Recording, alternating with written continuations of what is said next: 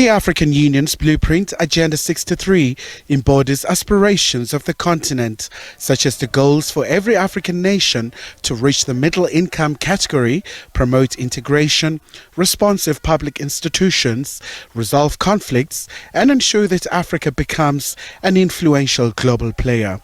These are some of the issues ministers focused on in the Rwandan capital, Kigali. Of the first 10-year implementation plan, we've had a decade of Agenda 2063, and we're focused on the priorities of Africa's agenda.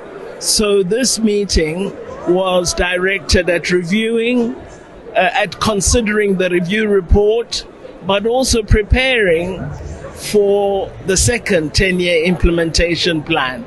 So really saying, what are the lessons that we have learned and what should we do, having recognized some of the challenges that confronted us. The review report is a thorough analysis drawing on member states' practice.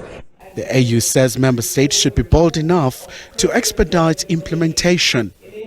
Africa has to remain a strong and influential global player.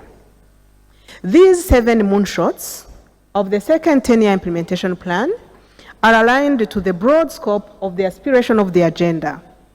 And these ambitions will require courage and conviction to make them a reality. I have no doubt that through our collective strategic contributions to the formulation of this second 10-year plan, we will all be inspired to take action towards the Africa we want. Meanwhile, Rwandan top diplomat says as much as Africa is confronted with challenges, they have also made strides.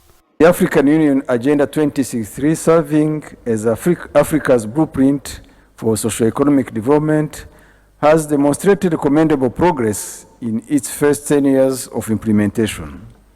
Substantive advancements have been made to improve road network connectivity, single African air transport market, electrification, access to ICT, gender equality, the establishment of the African Continental Free Trade Area, to name but a few.